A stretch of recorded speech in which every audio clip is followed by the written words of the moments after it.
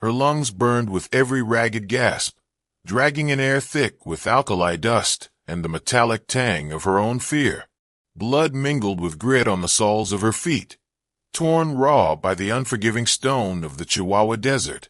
Lara Croft wasn't just running from something, from the cold fury in her husband Silas's eyes, from the cage he called a home.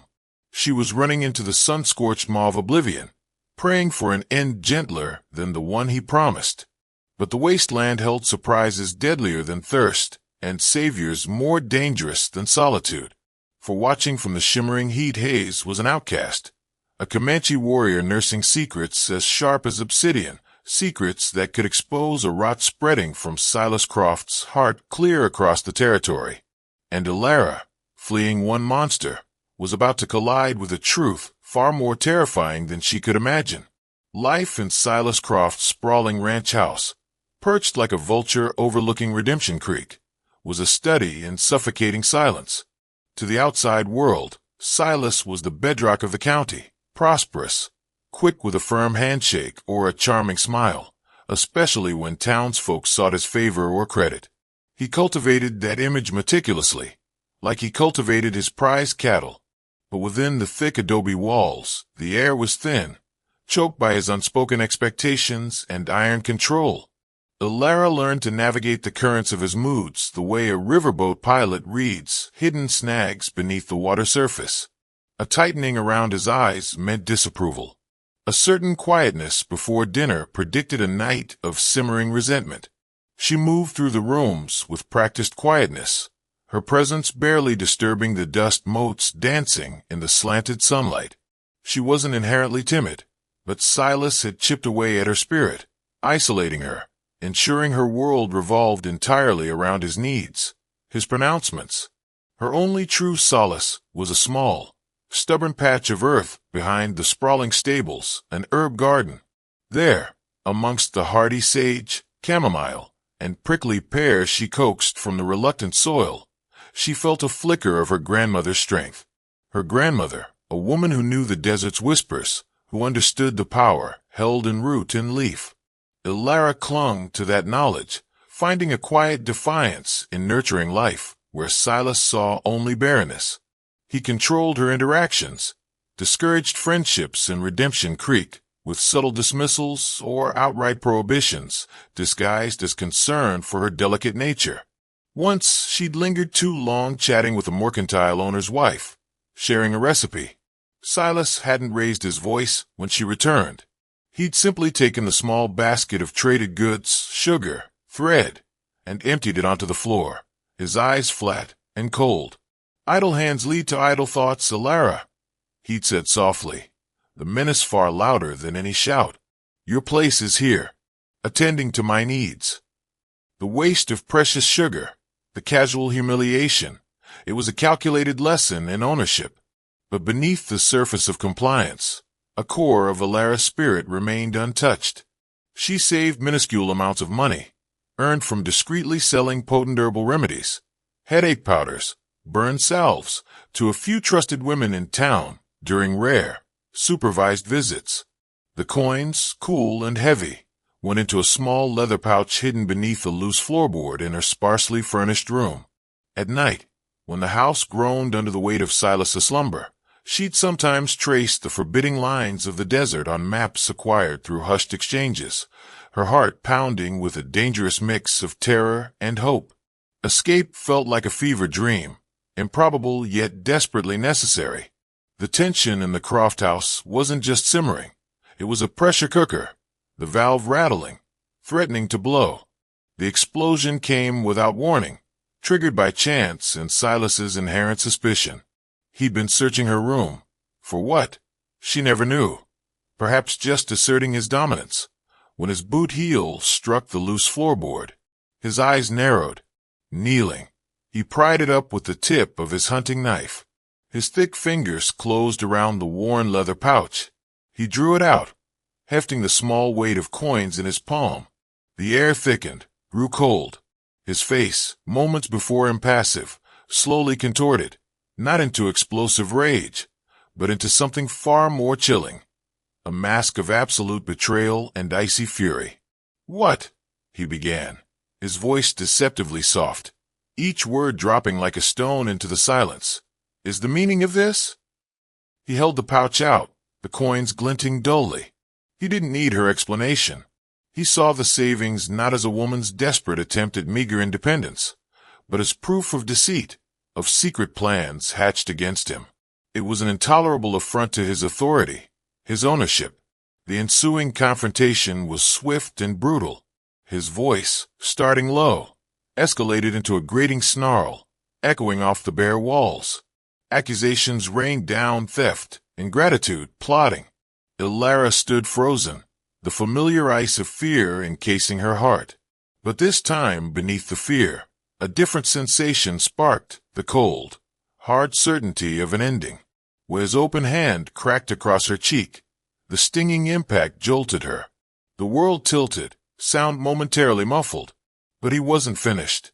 His rage momentarily vented, but his eyes held the promise of calculated retribution. He seized her upper arm, his fingers digging in like talons, bruising the flesh. He dragged her, stumbling, towards her bedroom door. "You will learn respect, Ilara," he hissed, the words tight with venom. "You will learn your place." He shoved her inside, the force sending her sprawling onto the rough wooden floor. The heavy key scraped, then turned decisively in the lock.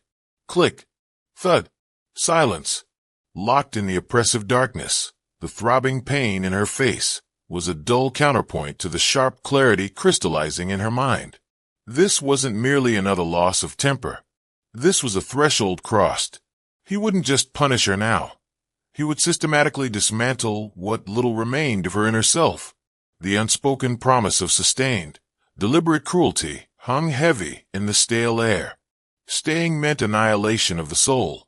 The desert, with its sun, its snakes, its vast emptiness, suddenly seemed less a place of certain death, and more a path to possible survival. She waited, listening to the settling sounds of the house, straining for any sign of Silas's movement. Hours crept by. Finally, the profound stillness of the deep night descended, the kind that signals a house truly asleep or empty. Moving with the stealth of a hunted animal, Ilara went to the window.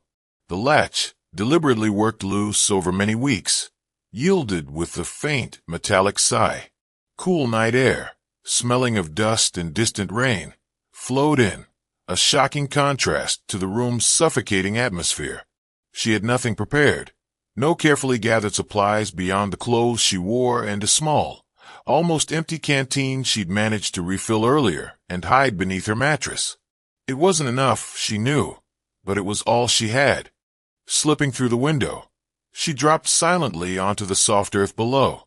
She didn't pause, didn't look back at the dark shape of the house that had been her prison. Her bare feet found the familiar path leading away from the stables, then struck the rougher, unfamiliar ground heading south, towards the immense, waiting darkness of the Chihuahua Desert. Adrenaline surged, masking the immediate pain from her feet.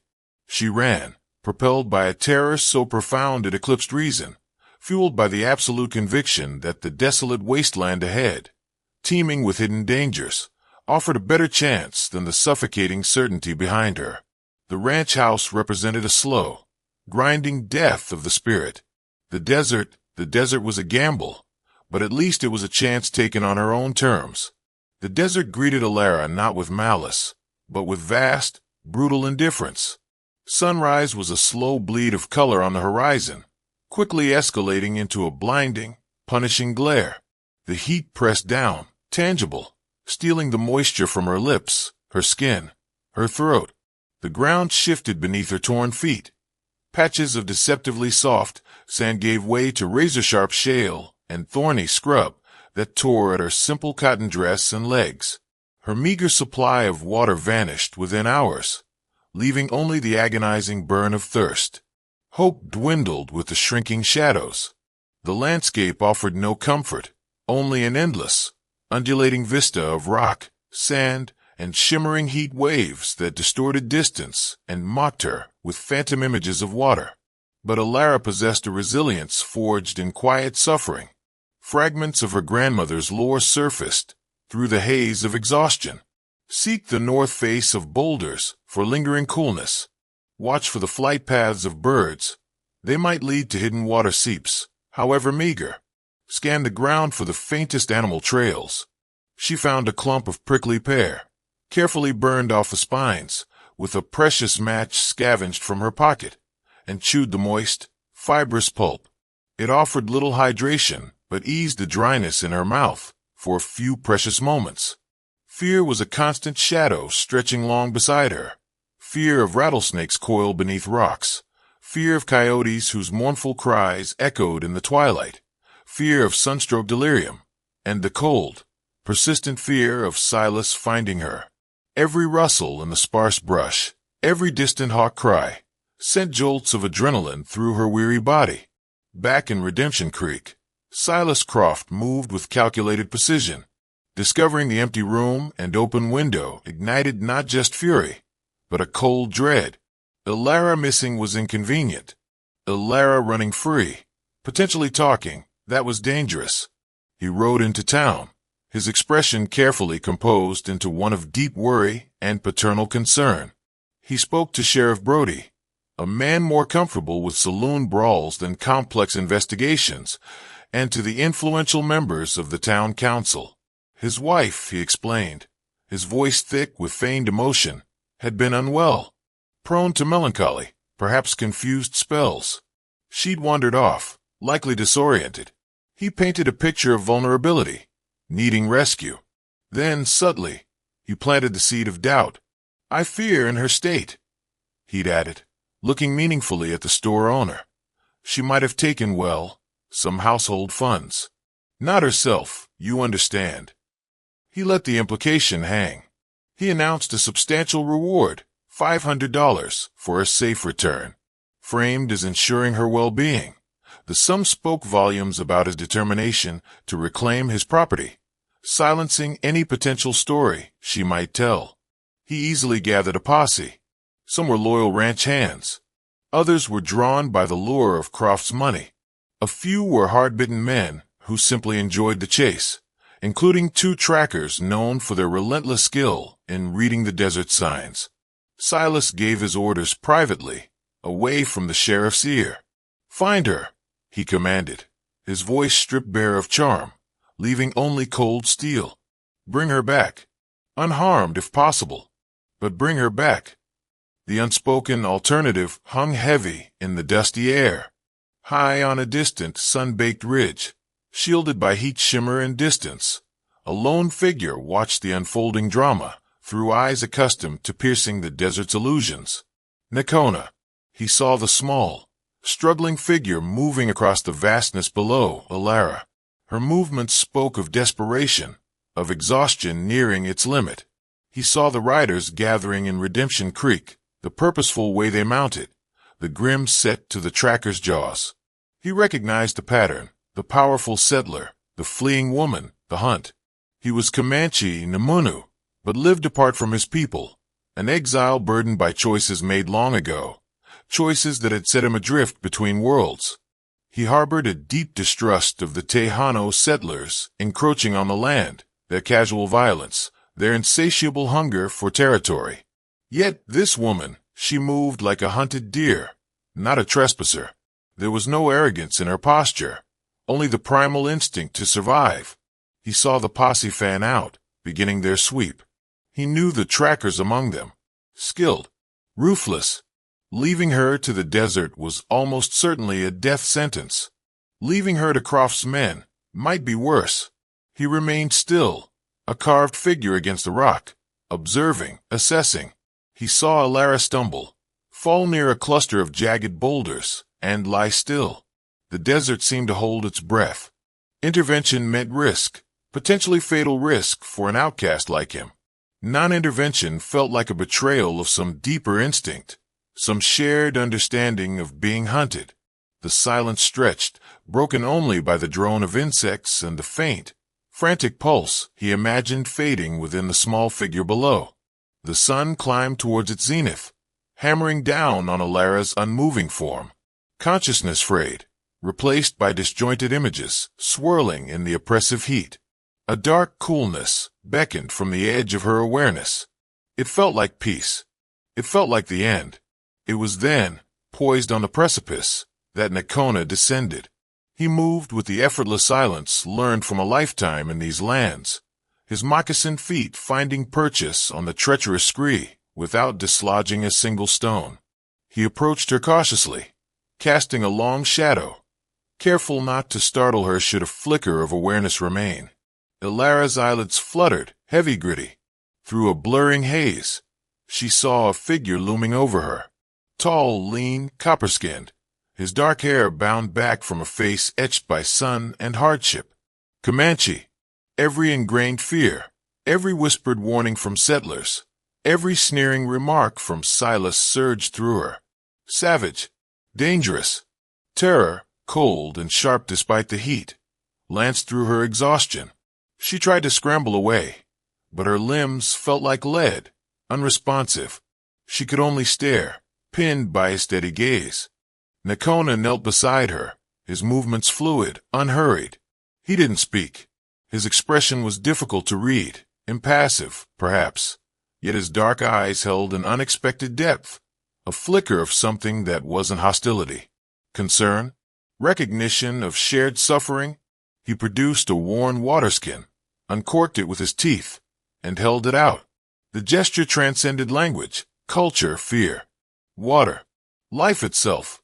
Driven by a thirst that clawed at her throat, eclipsing even terror, Ilara reached with a hand that trembled violently. He steadied her hand, guiding the water skin to her cracked lips, murmuring a soft sound in his own tongue. Encouragement, perhaps, or caution. Sip slowly. Don't gulp. When she could drink no more, leaning back weakly, he gently examined her ravaged feet. His touch was surprisingly light, methodical. From a beaded pouch at his belt, he took out a dark, pungent salve made from desert herbs she vaguely recognized from her grandmother's teachings. He applied it carefully to the cuts and abrasions. It stung intensely for a moment, then a blessed coolness spread, easing the fiery pain. His action spoke volumes, aid, care, not threat. Seeing she was too weak to stand, let alone walk, he scooped her up into his arms. She weighed little more than a child.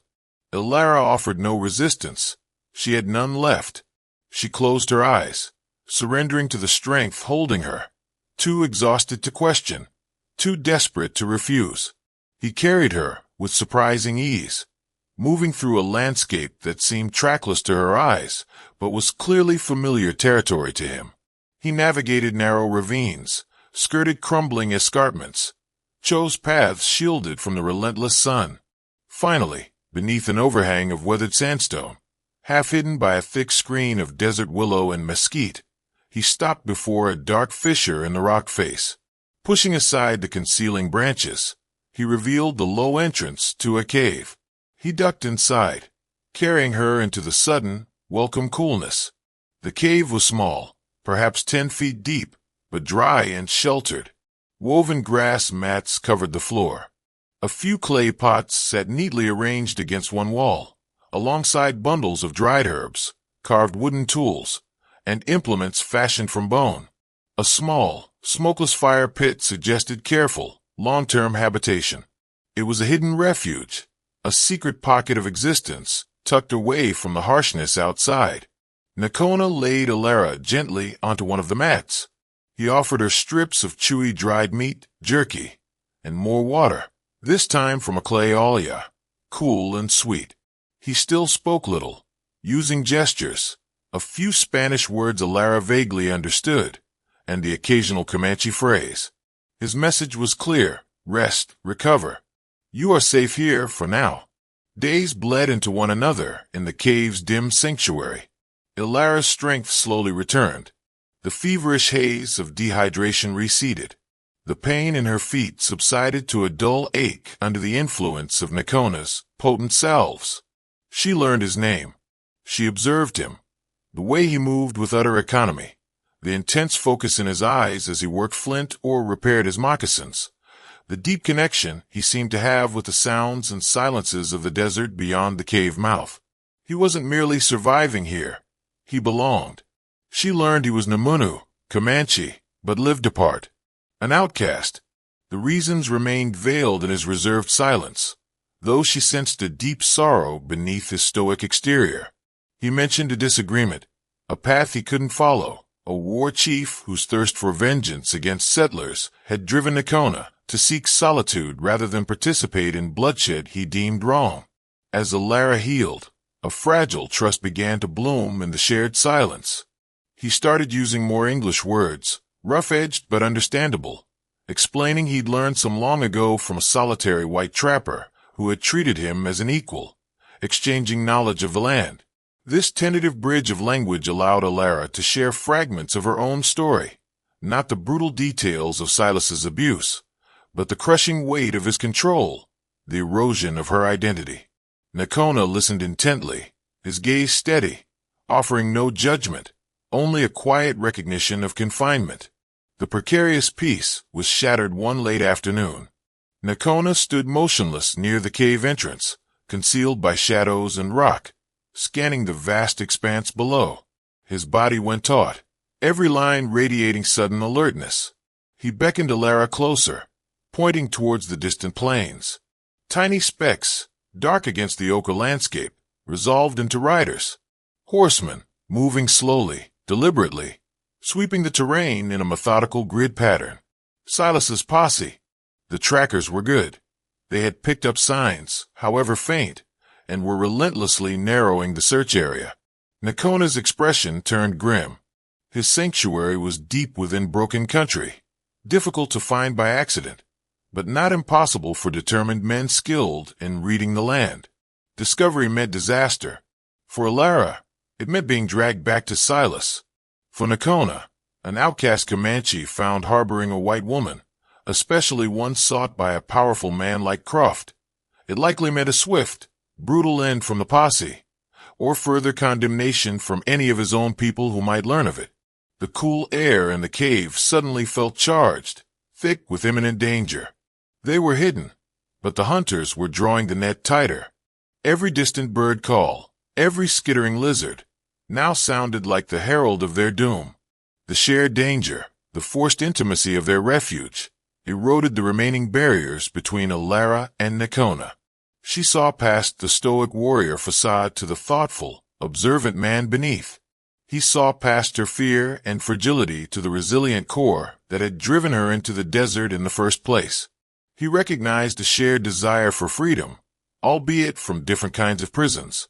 One evening, as the shadows lengthened outside and the fire cast flickering light on the cave walls, Nakona finally broke his deeper silence. The time for half-truths was over. The approaching danger demanded full honesty.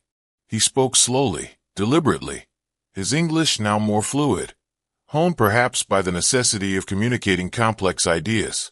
His exile wasn't just about disagreeing with the war chief's tactics. It ran deeper, tied to a burden he'd carried for years.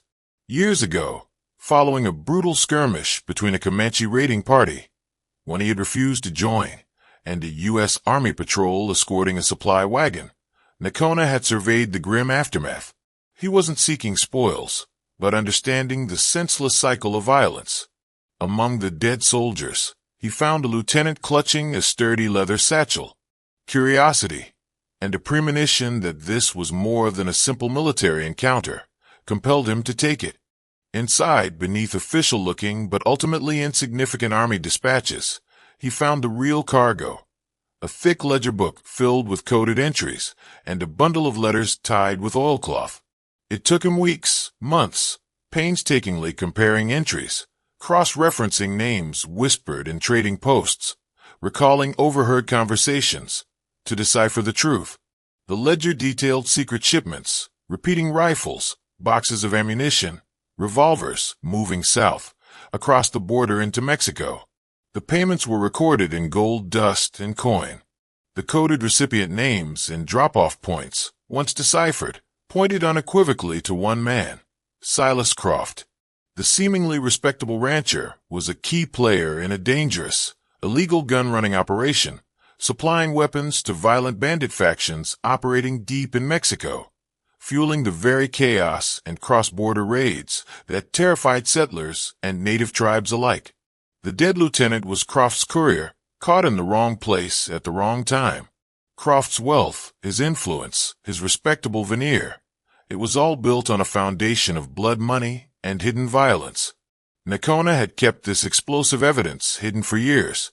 Taking it to the white authorities was unthinkable. He trusted them even less than he trusted Croft.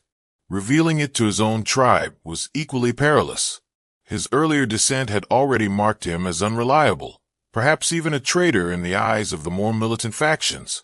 Exposing Croft felt like a necessary act, a strike against the poison seeping into the land, but he lacked the means, the allies, the safe path to do so.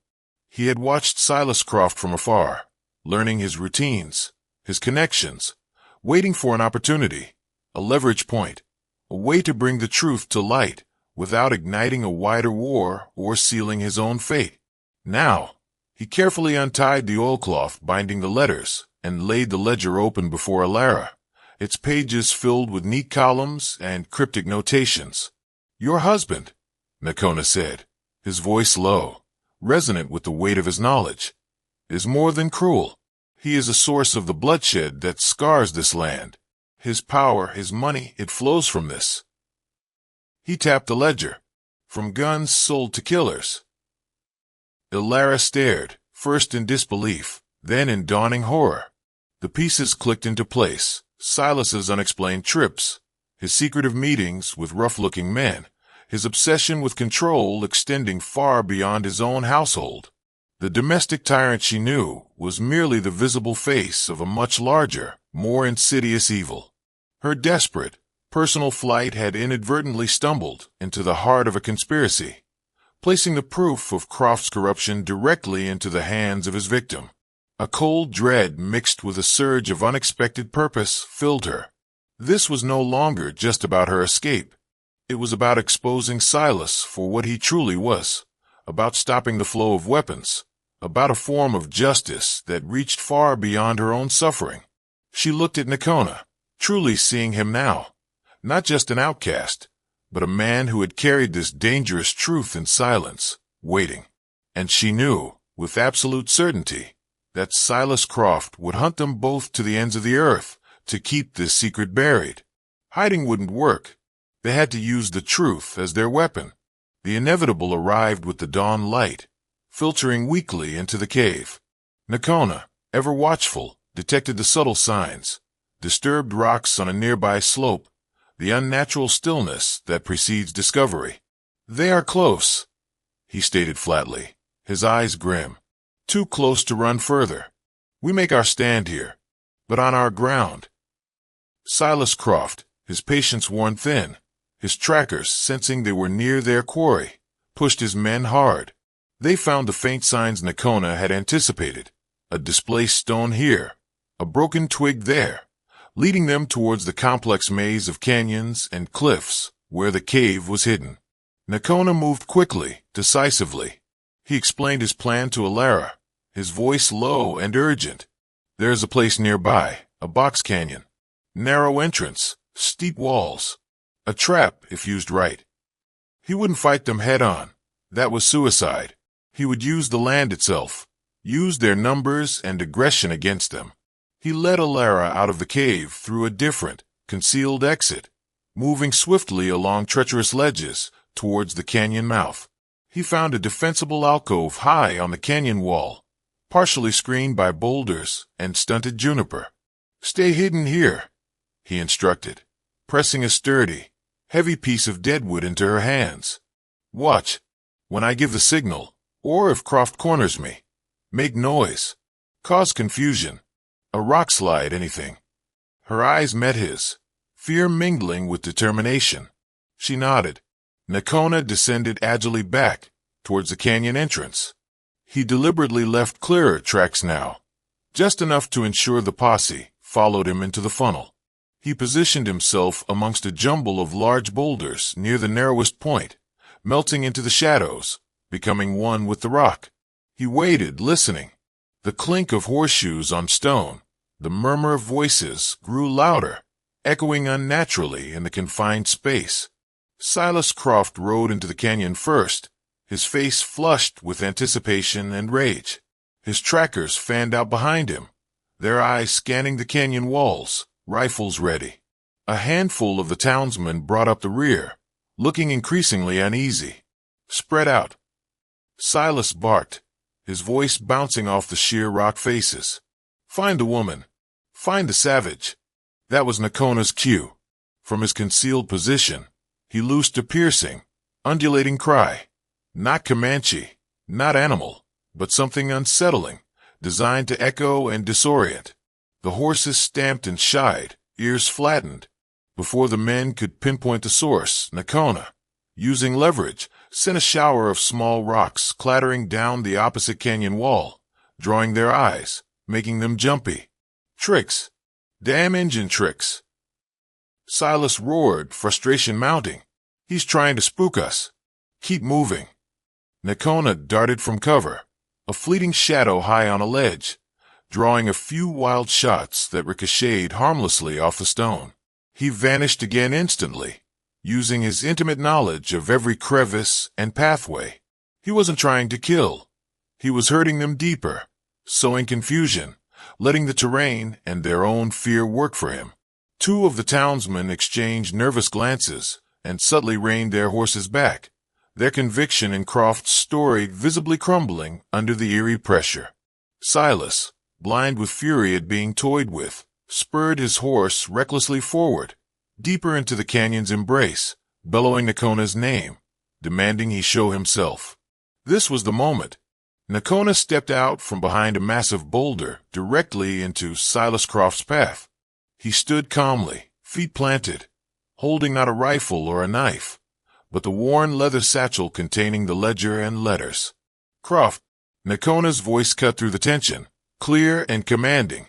"Your hunt is over." Silas jerked his horse to a halt, his eyes wide, locking onto Nakona, then snapping instantly to the satchel. Raw, undisguised panic flashed across his features, quickly masked by a snarl of pure hatred.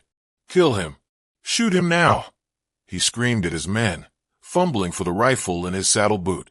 But Alara acted. Seeing Nakona exposed, seeing Silas's desperate command, she shoved with all her might against the heavy deadwood branch Nakona had given her. It dislodged a precarious section of loose rock and scree just above the main group of posse members. With a terrifying rumble, debris showered down, not large enough to cause serious injury, but more than enough to spook the horses into a frenzy of whinnying, rearing, and panic scattering. In that instant of pure chaos, Nakona moved with lightning speed. He closed the distance to Silas, not to attack, but to expertly knock the rifle from Croft's grasp as he finally drew it. The weapon clattered uselessly onto the rocky ground. Silas, momentarily disarmed and stunned by the rockfall and the sudden appearance of the satchel, found himself face to face with the steady, unwavering gaze of the Comanche outcast. "You hunt this woman," Nakona said, his voice resonating in the sudden quiet after the rockfall, accusing her of theft, of madness. He paused, letting his words sink in, his gaze sweeping over the startled faces of the posse. But the real madness, the real poison, comes from him.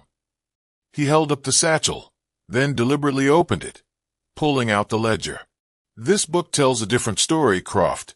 Not of a confused wife, but of illegal guns, rifles and bullets, traded for blood money, sold to bandits across the border, fueling the raids that make widows and orphans of your own neighbors."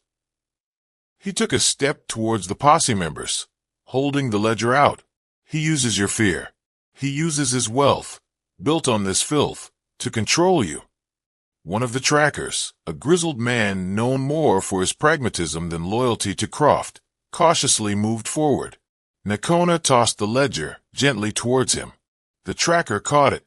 Silence descended as he flipped through the pages, his eyes scanning the coded entries, his brow furrowed in concentration.